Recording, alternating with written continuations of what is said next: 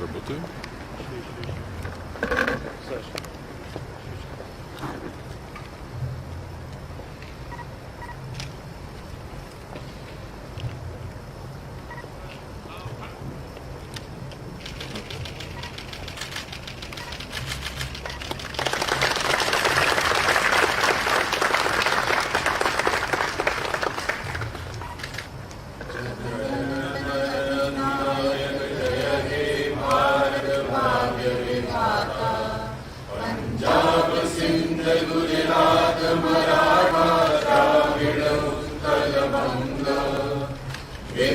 हिमाचल यमुना गंगा उच्चल जलधि तरंग तव शुभ नामे जागे तव शुभ आशीष मागे गाहे तव जय गाथा जन गण मंगलदायक जय हे भारत भाग्य विधाता जय हे जय हे जय हे जय जय जय जय हे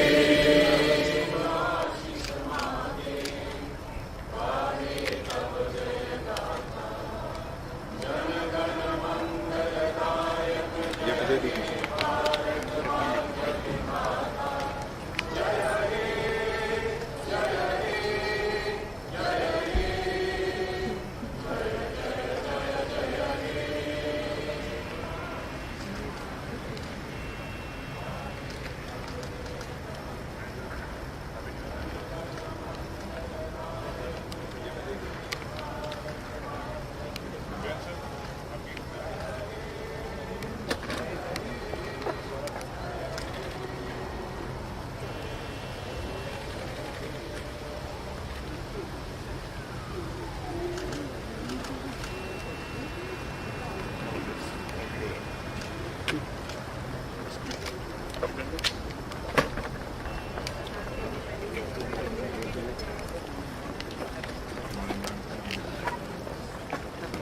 Everybody is please requested to go to the lawn area. Идем.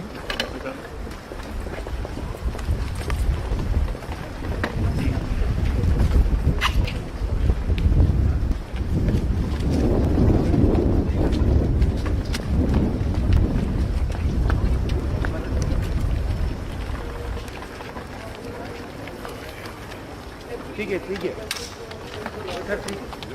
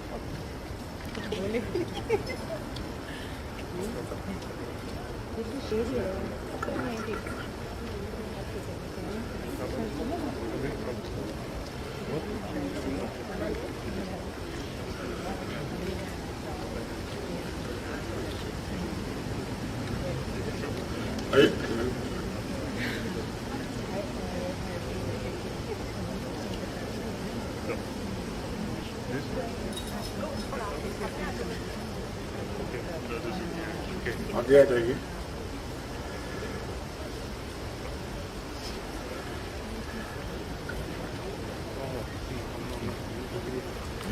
Ближе к себе.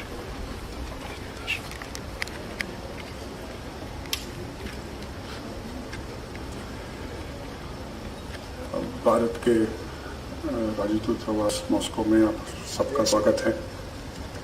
It is my honor to read out the address to the nation by the President of India, Sri Ramnath Kovind, on the eve of India's 75th Independence Day. This was made yesterday. My dear fellow citizens, Namaskar.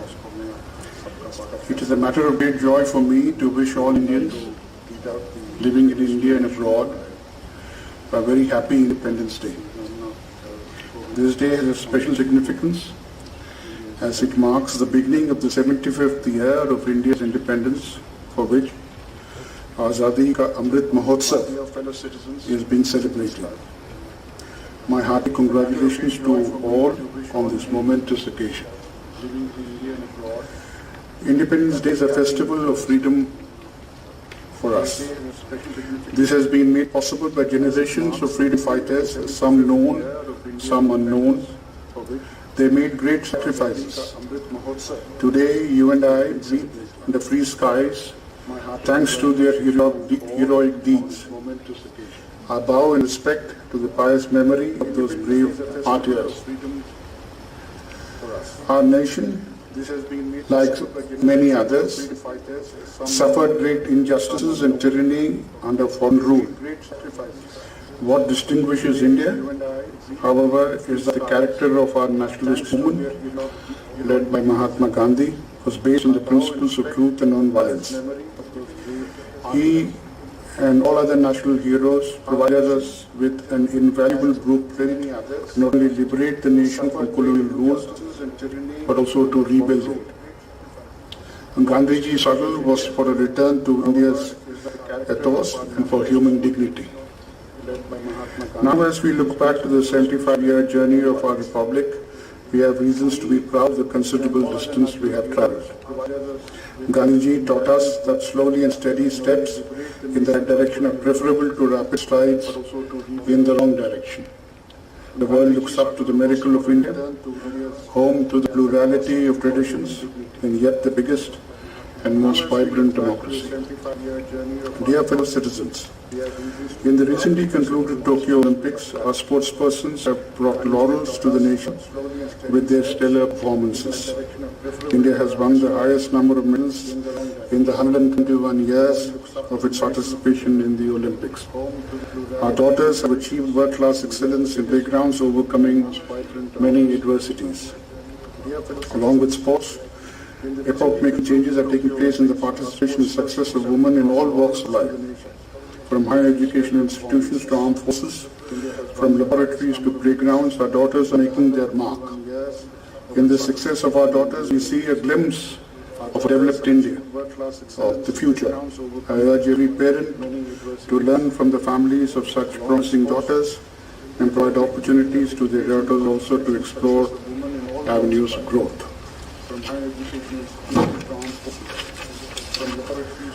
Like last year, this year too, the scale of Independence Day celebration may have been reduced due to the pandemic. Yet our hearts remain always filled with enthusiasm. The intensity of the pandemic has come down, but the coronavirus has not yet gone away. We are yet to come out of the devastating effects of its recurrence this year. Last year, with exceptional efforts from all, we have succeeded in bringing the spread of infections under control.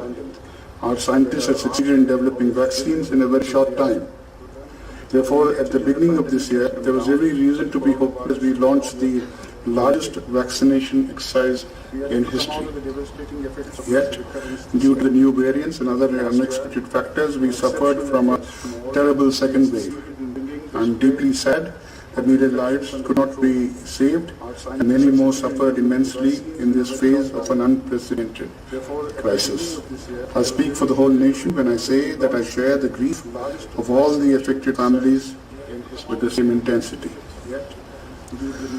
Science is coping with this invisible enemy of terrible might with remarkable speed. We can take solace from the fact that more lives have been saved and lives lost. It was our collective determination to overcome the challenges that helped us see the weakening of the second wave. Once again, our corona warriors, the doctors, nurses, health workers, the administrators, and others, just everything to contain the impact of the second wave.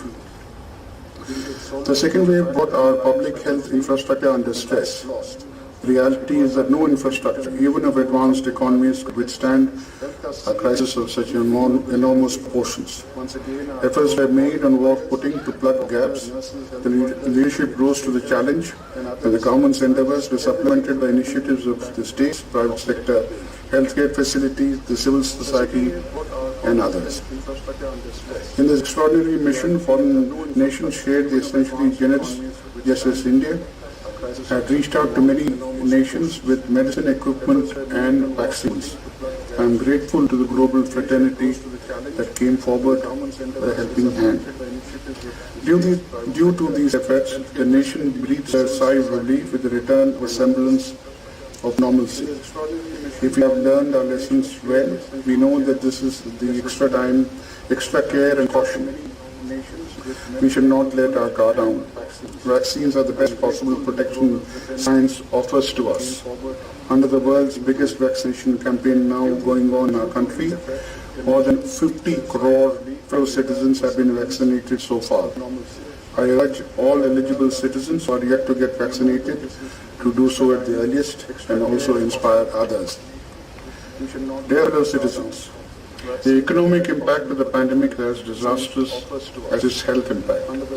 The government has been concerned about the lower middle classes and the poor, as well as about the small and medium industries. It has been sensitive to the needs of the laborers and the employers who have been facing hardships due to the lockdowns and movement restrictions. Sensitive to their needs, the government has taken a series of relief measures last year. This year also, the government has distributed food grains to about 80 crore people in May and June. This benefit has been extended till Diwali. Moreover, the government had announced a new stimulus package worth 6,28,000 crore rupees to boost the selected COVID-affected sectors. In particular, it is heartening to note that an amount of 20,220 crores rupees is being spent for 1 year for expansion of medical facilities. It is heartening to note that rural India, particularly the agriculture sector, has kept growing against all odds. In a recent visit to my ancestral village, Paramok, in Kanpur Deha district, I was quite pleased to find that better infrastructure is being developed to make life better for people in rural areas. The psychological distance between the urban and rural is now much less as compared to the past. After all, India lives in its villages. We cannot be allowed to lag behind in development. That is why special campaigns, including the Pradhan Mantri Kisan Samman Nidhi, are being implemented for the welfare of our farmers. These efforts are consistent with the vision of an Atmanirbhar Bharat, a self-reliant India. With abiding faith in inherent capacity of the economy, the government has further opened up defense, health, civil aviation, power and other sectors. The government's new initiatives to promote eco-friendly renewable sources of energy, particularly solar power, have won praise around the world. If there is an improvement in the ease of doing business, it has a positive impact on the ease of living for all. In addition to these, special emphasis is being given to public welfare. For example, the dream of having a home of one's own is being realized thanks to rupees 70,000 crore credit-linked subsidy scheme. The series of agricultural marketing reforms will empower our Annadata farmers and help them get better price for their produce. These are some of the measures the government has taken to unleash the potential of every Indian. Dear fellow citizens, a new dawn is rising in Jammu and Kashmir. The government has initiated the process of consultation with all stakeholders who have faith in democracy and the rule of law. I urge the people, especially the youth of Jammu and Kashmir, to utilize this opportunity and work on realizing their aspirations to democratic institutions. With all-round progress, India's stature is rising in the international arena. as it was reflected in our participation in several key multilateral forums, as well as in consolidating bilateral relationships with several countries. Dear fellow citizens, when India was independent 75 years ago, many skeptics thought democracy would not survive in India. Little did they know the roots of democracy were nurtured in the soil in ancient times, and even in modern times, India was head of many Western nations in offering franchise to all adults, regardless of any distinctions. The founding fathers had reposed their faith in the wisdom of the people, and we, the people of India, have made India a strong democracy. We have adopted the system of parliamentary democracy. Therefore, our parliament is the temple of our democracy, which provides us highest forum where we discuss, debate, decide issues for the well-being of our people. It is a matter of great pride for all Indians that our parliament will soon be housed in a new building. It will be a fitting statement of our outlook. It will honor our legacy, while also keeping in step with the contemporary world. It is more than symbolic that the new building will be inaugurated in the year of the 75th anniversary of our independence. The government has planned many initiatives to make this special year memorable. And the most exciting of all may well be the Gaganyaan mission. Pilots of the Indian Air Force have been receiving training abroad. When they fly off into space, India will become only the fourth nation on the planet to carry out a manned space mission. When it comes to the flights of our ambitions, we do not let any limitations define us. Let we keep our feet on the ground. We acknowledge that we will still have a long way to go in realizing the dreams of those who won the freedom for us. Our Constitution neatly summarizes those dreams in 4 words: justice, liberty, equality, and fraternity. We must strive for more equality in an unequal world, more justice in unjust circumstances. Justice has come to encompass a larger range of connotations, including economic and environmental justice. The road ahead is not easy. We will have to negotiate many twists and turns, but we have the benefit of an incomparable guidance. It comes to us from diverse sources, from the venerable seers of millennia ago, down to the sages and leaders of more recent times. In the spirit of unity and diversity, we as a nation are following the right course. The vision derived from the unique Indian heritage is going to be helpful not only to us but to the whole world in this century. Modern industrial civilization has posed serious challenges before mankind. Climate change has become a reality of life with seas rising, glaciers melting and temperatures soaring. India is proud, not only adhering to the Paris Climate Agreement, but doing more than what the country is committed to protect the climate. However, the world desperately needs a course correction. That is why the world is increasingly turning to the wisdom of India, as created by the authors of the Vedas and the Upanishads, as depicted in the Ramayana and the Mahabharata, as taught by Lord Mahavira, Lord Buddha, Guru Nanak, and is reflected in the lives of the likes of Mahatma Gandhi. Learning the art of living in tune with nature requires effort, Gandhiji said. But once you establish a relationship with rivers and mountains, birds and animals, nature reveals its secrets to you. Let us resolve to resonate to this message of Gandhiji and also to make sacrifices for the sake of the land we live in. The spirit of patriotism and sacrifice was paramount amongst our freedom fighters. They faced all kinds of challenges without caring for their own interests. I have seen in the face of the corona crisis, lakhs of people have taken enormous risks to protect others with the spirit of selfless service for humanity. I convey my profound appreciation for all such COVID warriors. Many of them succumbed to the COVID-19. I pay homage to them. Recently, on the occasion of Kargil Vijay Divas, I wanted to visit the Kargil War Memorial Trust in Ladakh to pay homage to our brave soldiers. But whether it was not possible for me to reach that monument. That day, I paid homage to our brave soldiers at the Dagger War Memorial in Baramulla. That memorial has been built in the memory of all soldiers who have made the supreme sacrifice in their line of duty. While appreciating the valor and sacrifice of those brave warriors, I noticed that the war memorial has a motto inscribed: मेरा हर काम देश के नाम, which means each and every deed of mine is for the nation.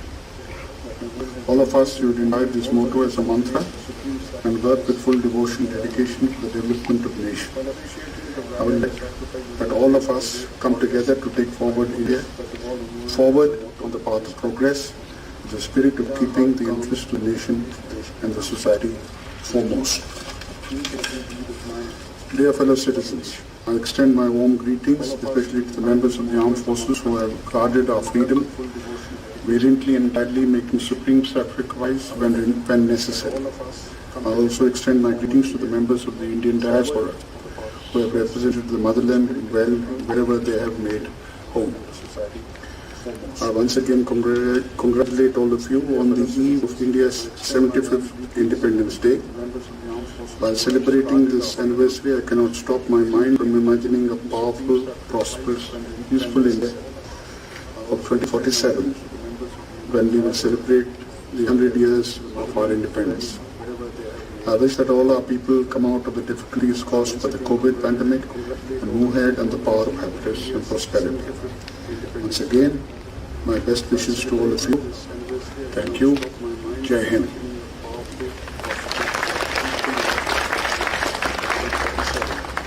That concludes the reading out of the speech of the Honorable President Rashtrapati Ji that was delivered last evening. Let me say a few words to welcome our friends from the Indian community who have joined us today. We have kept these celebrations a little limited. We have not invited, kept it open to all because of the COVID pandemic restrictions that are still underway, but we've had but we are also telecasting this process, this event live for our friends in Moscow and rest of Asia to join us. As the Prime Minister spoke today in the morning at Red Fort, a very stirring address, a very emotional address, we are already in the process of implementing a series of events under the program Azadi Ki Amrit Mahotsav. We would very much like the Indian community to be part of this process, to be partners in this process. And each of these events that we organize will be your events.